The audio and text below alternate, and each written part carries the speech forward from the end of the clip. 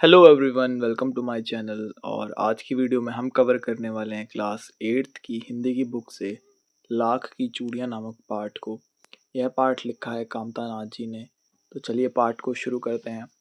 सारे गांव में बदलू मुझे सबसे अच्छा आदमी लगता था, क्योंकि वह मुझे सुंदर सुंदर लाख की गोलियां बनाकर देता था।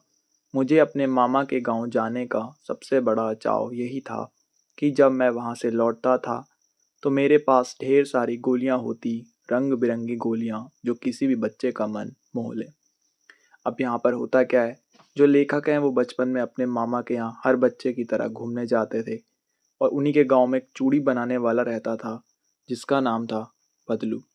और उन्हें अपने मामा के यहाँ जाने का चाव यानी कि शौक इसलिए था क्योंकि जब वह बदलू के यहाँ घूमने जाता तो वह उसे छोटी छोटी रंग बिरंगी कांच की गोलियों की तरह लाख की गोलियां बनाकर देता, जो किसी बच्चे का मन मोह ले यानी कि उसका मन हर ले या अपनी तरफ अट्रैक्ट कर ले।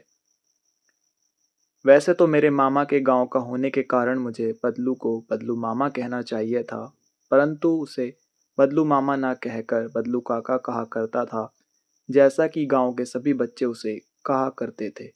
तो होता यह है कि बदलू उसके मामा के गांव का था, तो जिस तरह वो अपने मामा को मामा कहता था तो बदलू को भी मामा कहना चाहिए था।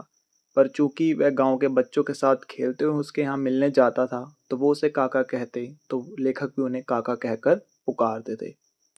बदलू का मकान कुछ ऊंचे पर बना था। मकान के सामने बड़ा सा सहन था। सहन यानी कि उनके बैठने का एक अड्डा था, ठिकाना था, जिसमें एक पुराना नीम का वृक्ष लगा था।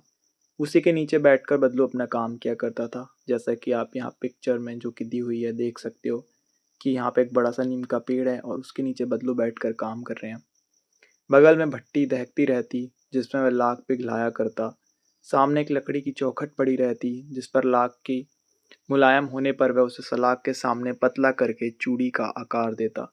तो अब होता क्या है कि जहाँ पर उनका पैर है आप फोटो में देखो और ऊपर चूड़ियाँ रखी हैं, तो ये चौखट है यानी कि एक लकड़ी का फट्टा टाइप का है जिस पर वो अपने क्या करते, लाख को पिघलाकर निकालते और फिर चूड़ियों का आकार उन्हें देते। सलाख यानी कि यहाँ पर जैसे लोहे की छड़ होती है उस तरह उसको लंबा करते और उसके बाद उसको गोल क्या करते चूड़ी का आकार देने के लिए। पास में चार छह विभिन्न आकार की बेलन नुमा मुंगेरियां रखी रहती जो आगे से कुछ पतली और पीछे से मोटी होती। आप उसके हाथ में देखोगे कि एक डंडे जैसा है जो बेलन की तरह है, पीछे से पतला और आगे से मोटा, तो इसी ही हम मुंगेरिया कहते हैं। तो उसके पास काफ़ी सारी थी, क्योंकि ये क्या होता है कि हाथ में जो आकार यानी कि साइज़ के हिसाब से कभी बड़ी कभी छोटी लगानी पड़ती है। लाख की चूड़ी का आकार देखकर वह उन्हें मुंगेरियां पर चढ़ाकर गोल और चिकना बनाता और तब एक एक कर पूरे हाथ की चूड़ियां बना चुकने के पश्चात वह उन पर रंग करता। तो करते क्या थे, जब वह उसे आकार दे देते थे तो क्या होता है कि लाख थोड़ी सी जब पिघलाने के बाद उसे बनाते हैं तो खुरदरी हो सकती है, तो उस पर घुमा घुमा के उसे दबा दबा के मजबूत करते और चिकना बनाते और फिर उस पर रंग करते। बदलू यह कार्य सदा ही एक मचिए पर बैठकर किया करता। सदा यानी कि हमेशा। एक मचिया यानी कि कुर्सी की तरह, एक चारपाई की तरह बुना हुआ होता है, वो उस पर बैठकर काम करते थे, जो बहुत ही पुरानी थी। बगल में ही उसका हुक्का रखा रहता। गांव में कुछ लोगों को हुक्का पीने की आदत होती है, तो ये उसकी बात हो रही है, जिसे वह बीच बीच में पीता रहता। थोड़ा काम करते थोड़ा हुक्का पीते। गांव में मेरा दोपहर का समय अधिकतर बदलू के पास बीतता, यानी कि उसके काम को देखते। वह मुझे लल्ला कहा करता। लला यानी कि बेटा। और मेरे पहुंचते ही मेरे लिए तुरंत एक मचिया मंगा देता। मैं घंटों बैठे बैठे उसे इसी प्रकार चूड़ियां बनाते देखता रहता। लगभग रोज ही वह चार छह जोड़े चूड़ियां बनाता, तो एक दिन में वो 4 से 6 जोड़े चूड़ियों के बनाते थे और लेखक उन्हें देखते रहते थे। पूरा जोड़ा बना लेने पर वह उसे बेलन पर चढ़ाकर कुछ क्षण चुपचाप देखता रहता, मानो वह बेलन ना होकर किसी नववधु की कलाई हो। तो मुंगेरिये पर चढ़ाकर वह उन चूड़ियों को देखते रहते कि उसमें कोई कमी तो नहीं है, कितनी सुंदर लग रही हैं। तो वो उसे उस तरीके से देखते थे जैसे किसी नववधु की कलाई हो। बदलू मनिहार था। मनिहार यानी कि चूड़ी बनाने वाला। चूड़ियाँ बनाना उसका पैतृक पेशा था, यानी कि उसके जो पिता दादा थे उन सब का भी यही काम था, तो अब वह भी वही कर रहे हैं। उसकी बनाई हुई चूड़ियों की खपत भी बहुत थी। उस गांव में तो सभी स्त्रियां उसकी बनाई हुई चूड़ियां पहनती ही थी। आसपास के गांव के लोग भी उससे चूड़ियां ले जाते थे। अब होता क्या है कि उसकी चूड़ियों की डिमांड, खपत यानी कि डिमांड थी या फिर मांग थी उस एरिया में। उसके गांव की औरतें तो उसी से चूड़ियाँ खरीदती और जबकि दूसरे गांव से भी औरतें आके उसकी चूड़ियाँ लेकर जाती। परंतु वह कभी भी चूड़ियों को पैसों से बेचता ना था। उसका अभी तक वस्तु विनिमय का तरीका था। वस्तु विनिमय एक तरह की पद्धति होती है, क्रिया होती है जिसमें सामान के बदले सामान लिया जाता है। तो चूड़ियाँ देते, बदले में अनाज या कुछ चीज़ें और लेते थे और लोग अनाज के बदले उससे चूड़ियाँ ले जाते थे। बदलू स्वभाव से बहुत सीधा था। मैंने कभी भी उसे किसी से झगड़ते नहीं देखा, यानी कि लड़ाई झगड़ा नहीं करता था। खुश मिजाज व्यक्ति थे। हाँ, शादी विवाह के अवसरों पर वह अवश्य जिद पकड़ जाता था।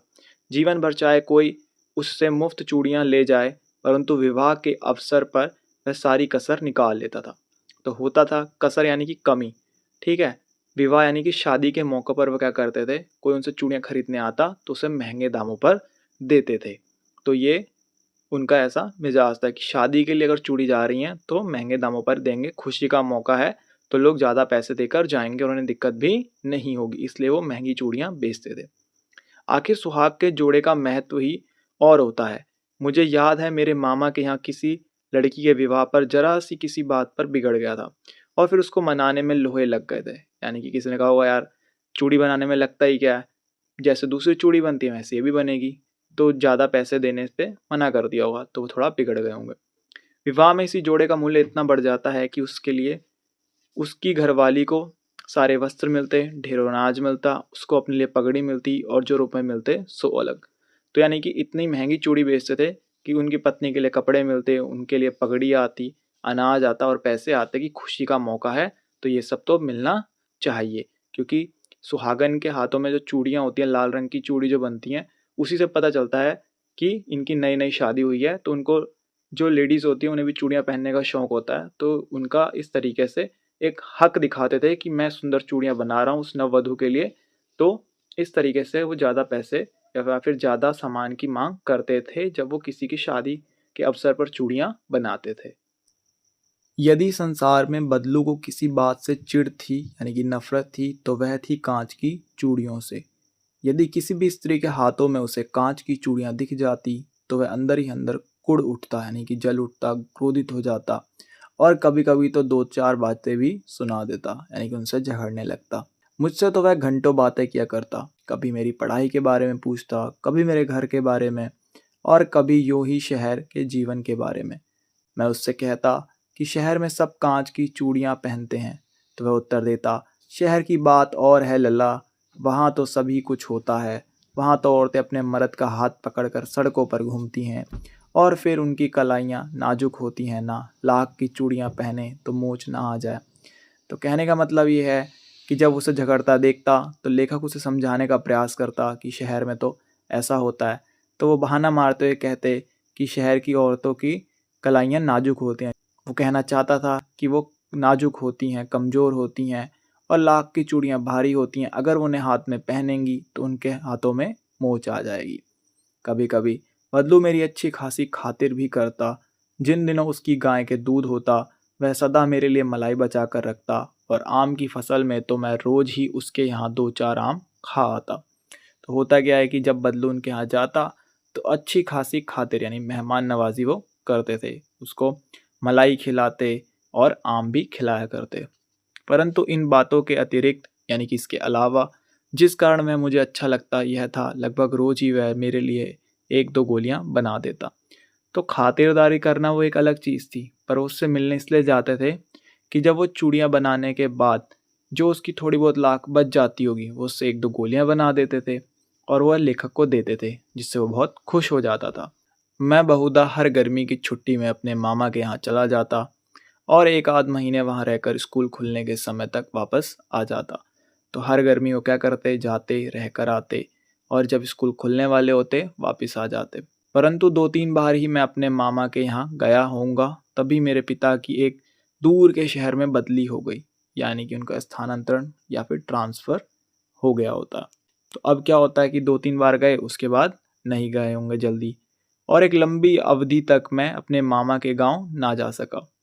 लंबी अवधि यानी कि लंबे समय तक। तब लगभग 8-10 वर्षों के बाद जब मैं वहाँ गया तो इतना बड़ा हो चुका था कि लाख की गोलियों में मेरी रुचि नहीं रह गई, यानी कि उसमें उनका इंटरेस्ट नहीं रहा। अब वो बड़े हो गए थे तो उन्हें कांच की गोलियों से कोई फ़र्क नहीं पड़ता था। अतः गांव में होते हुए भी कई दिनों तक मुझे बदलू का ध्यान न आया। इस बीच मैंने देखा कि गांव में लगभग सभी स्त्रियां कांच की चूड़ियां पहने हैं। विरले ही हाथों में मैंने लाख की चूड़ियां देखी। विरले यानी कि कम, यानी कि इक्का दुक्का किसी स्त्री के हाथ में कांच की चूड़ियां थी। तब एक दिन सहसा यानी कि अचानक मुझे बदलू का ध्यान आया। बात यह हुई कि बरसात में मेरे मामा की छोटी लड़की आंगन में फिसल कर गिर पड़ी और उसके हाथ की कांच की चूड़ी टूटकर उसकी कलाई में घुस गई, यानी कि उसे चोट लग गई और खून बहने लगा। मेरे मामा उस समय घर पर ना थे। मुझे ही उसकी मरहम पट्टी करनी पड़ी, यानी कि पट्टी उन्होंने बांधी, दवा लगाई। तभी सहसा मुझे बदलू का ध्यान हो आया और मैंने सोचा उससे मिलाऊं। सहसा यानी अचानक उनका ध्यान आया और सोचा कि चलो उससे मिलाता हूँ, बचपन में तो जाता ही था। अतः शाम को मैं घूमते घूमते उसके घर चला गया। बदलू वहीं चबूतरे पर नीम के नीचे एक खाट पर लेटा था, यानी कि वहां पर नीम के पेड़ के नीचे जो ऊंचा स्थान था वो वहीं पर अपनी चारपाई बिछाकर लेटा हुआ था। नमस्ते बदलू काका, मैंने कहा।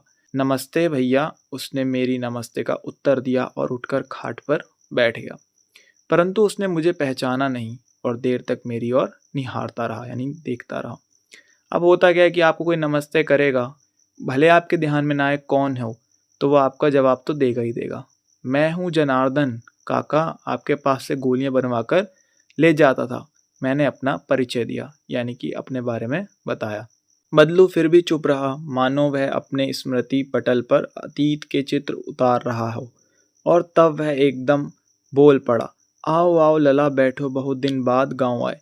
यानी कि स्मृति पटल यानी कि अपने जो यादें हैं, दिमाग है, उस पर जोर डाल रहा था। हाँ, इधर आना नहीं हो सका काका, मैंने चारपाई पर बैठते हुए उत्तर दिया। कुछ देर फिर शांति रही। मैंने इधर उधर दृष्टि दौड़ाई, ना तो मुझे उसकी मचिया ही नजर आई, ना ही भट्टी। तो वो देख रहे थे कि पहले यहाँ पे भट्टी होती थी, यहाँ पर मचिया अलग से रखी रहती थी और वो काम करता था, तो उसे कुछ नज़र नहीं आता। दृष्टि दौड़ाई यानी कि अपनी आंखें, नज़रें इधर उधर फिराकर देखी। आजकल काम नहीं करते काका, मैंने पूछा। नहीं लला, काम तो कई साल से बंद है। मेरी बनाई हुई चूड़ियाँ कोई पूछे तब तो, यानी कि उनकी बनाई चूड़ियाँ अब नहीं बिकती। गांव गांव में कांच का प्रचार हो गया है। वह कुछ देर चुप रहा, फिर बोला, मशीन युग है ना यह लला। तो यानी कि अब जो कांच की चूड़ियाँ हैं उसको लोग ज़्यादा पसंद करने लगे हैं और वो ज़्यादा बिकने लगी हैं। और मशीन युग है, यानी कि अब मशीनें आ गई हैं, उससे कांच की बनाई चूड़ियाँ सस्ती बिकती हैं। और जो लाख की चूड़ियाँ होती हैं उस पर मेहनत ज़्यादा लगती है और वो महंगी होती हैं, तो लोग सस्ते की तरफ भाग रहे हैं। आजकल सब काम मशीन से होता है, खेत भी मशीन से जोते जाते हैं। फिर भी जो सुंदरता कांच की चूड़ियों में होती है, लाख में कहाँ संभव है। एक तो वो सस्ती हैं, ऊपर से क्या है कि वो सुंदर ज़्यादा होती हैं और लोग समय के साथ दूसरी आसानी से भी खरीद सकते हैं और एकदम से खरीद सकते हैं कहीं पर भी। लेकिन कांच बड़ा खतरनाक होता है, बड़ी जल्दी टूट जाता है, मैंने कहा। अब उनकी मन की संतुष्टि के लिए उन्होंने कहा कि कांच खतरनाक होता है, जल्दी टूट जा सकता है, नुकसान पहुंचा सकता है। नाजुक तो फिर होता ही है लला। कहते कहते उसे खांसी आ गई और वह देर तक खांसता रहा। मुझे लगा उसे दमा है, यानी कि एस्मा है। अवस्था के साथ साथ उसका शरीर ढल चुका था, यानी कि उम्र के साथ अब वह बूढ़े हो गए थे, तो शरीर भी पहले जैसा नहीं रहा। उसके हाथों पर और माथे पर नसें उभर आई थी, यानी कि नसें दिख रही थी, कमजोरी दिख रही थी। जाने कैसे उसने मेरी शंका भांप ली और बोला, दमा नहीं है मुझे, फसली खांसी है, यही महीने 2 महीने से आ रही है, 10-15 दिन में ठीक हो जाएगी। फसली खांसी यानी कि आपको साल के किसी महीने में जब मौसम बदलता है तो खांसी या फिर जुकाम लग जाता है, तो उसी को बोलते हैं फसली खांसी या फसली जुकाम। मैं चुप रहा, मुझे लगा उसके अंदर कोई बहुत बड़ी व्यथा छिपी है। व्यथा यानी कि चिंता या फिर दुख हो सकता है। मैं देर तक सोचता रहा कि इस मशीन युग ने कितने हाथ काट दी हैं। कुछ देर फिर शांति रही जो मुझे अच्छी नहीं लगी, यानी कि दोनों अब एकदम चुप बैठे हुए हैं। आम की फसल अब कैसी है काका? कुछ देर पश्चात मैंने बात का विषय बदलते हुए पूछा। अब मिलने आए हैं और बात भी करनी है तो कुछ ना कुछ तो बोलना पड़ेगा। तो उन्होंने वैसे ही बचपन में आम उन्हें खिलाया करते तो पूछ लिया, आजकल आम की फसल कैसी है? अच्छी है लला, बहुत अच्छी है, उसने लहक कर उत्तर दिया और अपनी बेटी को आवाज़ दी, अरे रज्जो, लला के लिए आम तो ले आ। फिर मेरी ओर मुखातिब होकर बोला, माफ़ करना लला, तुम्हें आम खिलाना भूल गया था। अब ये होता है कि जब उससे पूछते हैं आम की फसल कैसी है, तो वो खुश होकर कहते हैं बढ़िया, और अपनी बेटी को आवाज़ लगाते हैं और कहते हैं कि लला के लिए आम ले आ। मुखातिब यानी कि उसकी तरफ देखते हुए कहा कि तुम्हें आम खिलाना भूल गया। नहीं नहीं काका, आम तो इस साल बहुत खाए हैं। वाह वाह, बिना आम खिलाए कैसे जाने दूंगा तुमको। तो वो भी खुश होते हुए उससे कहते हैं कि नहीं बेटा, खा के तो जाने पड़ेंगे, बचपन में खिलाकर भेजता था, अब भी खिलाकर ही भेजूंगा। मैं चुप हो गया। मुझे वे दिन याद हो आए जब वह मेरे लिए मलाई बचाकर रखता था। अब उन्हें लग रहा है कि बचपन में तो मलाई खिलाते थे, आज क्यों नहीं खिलाई। तो पूछते हैं, गाय तो अच्छी है ना काका। मैंने पूछा, गाय कहाँ है लल्ला, 2 साल हुए बेच दी, कहाँ से खिलाता। इतने में रज्जो, उसकी बेटी, अंदर से एक डलिया में ढेर सारे आम ले आई। होता है कि अब गाय के बारे में पूछा तो कहते हैं कि गाय क्या है, चारा खाती है, खल खाती है, तो उसके पैसे कहाँ से लाऊं, अपना ही गुजारा बहुत मुश्किल से हो रहा है। तो इतने में उसकी बेटी आम ले आती है। यह तो बहुत है काका, इतने कहाँ खा पाऊंगा। मैंने कहा। वाह वाह, वह हंस पड़ा, शहरी ठहरे ना, मैं तुम्हारी उम्र का था तो इसके चौगुने यानी कि 4 गुना ज़्यादा आम खा सकता था एक बखत में, यानी कि एक बार में। आप लोगों की बात और है, मैंने उत्तर दिया। अच्छा बेटी, लला को 4-5 आम छांट कर दो, सिंदूरी वाले देना, देखो लला कैसे हैं, इसी साल यह पेड़ तैयार हुआ है। आप लोगों की बात और है, मैंने उत्तर दिया, यानी कि आप लोगों की जो डाइट उनकी होती थी वो ज़्यादा होती थी, तो इसलिए कहते हैं आपकी बात और है, हमारी और है। अच्छा बेटी, लला को 4-5 आम छांट कर दो, सिंदूरी वाले देना, यानी कि एक प्रकार है आम का, देखो लला कैसे हैं, इसी साल यह पेड़ तैयार हुआ है, यानी कि इसी साल उस पर आम लगने चालू हुए हैं। रज्जो ने 4-5 आम अंजलि में लेकर मेरी ओर बढ़ा दिए, अपने हाथों में लिए, उंगलियों में लिए वो आम और उसकी तरफ कर दिए। आम लेने के लिए मैंने हाथ बढ़ाया तो मेरी निगाह एक क्षण के लिए उसके हाथों पर ठिठक गई, यानी रुक गई। गोरी गोरी कलाइयों पर लाख की चूड़ियां बहुत ही फब रही थी, यानी कि जच रही थी। बदलू ने मेरी दृष्टि देख ली और बोल पड़ा, यही आखिरी जोड़ा बनाया था। उन्होंने देख लिया कि ये उस पर गौर कर रहे हैं, चूड़ियों पर। जमींदार साहब की बेटी के विवाह पर 10 आने पैसे मुझको दे रहे थे। मैंने जोड़ा नहीं दिया, कहा शहर से ले आओ, यानी कि कम पैसे दे रहे थे। मैंने आम ले लिए और खाकर थोड़ी देर पश्चात चला आया। मुझे प्रसन्नता हुई, यानी खुशी हुई कि बदलू ने हार कर भी हार नहीं मानी थी। उसका व्यक्तित्व कांच की चूड़ियों जैसा ना था कि आसानी से टूट जाए। हो सकता था कि वो भी कांच की चूड़ियों का व्यापार कर सकता था, क्योंकि जान पहचान इतनी थी, लोग उससे चूड़ियां लाख की बनवाने आते थे। पर उसका मानना था कि कांच की चूड़ियां अच्छी नहीं होती हैं, तो उसने कभी भी लाख की चूड़ियां बनाना जब बंद कर दिया, उसके बाद कभी कांच की चूड़ियां बेची नहीं। वो अपनी बातों पर टिका रहा। तो आई होप आपको चैप्टर समझ आया हो।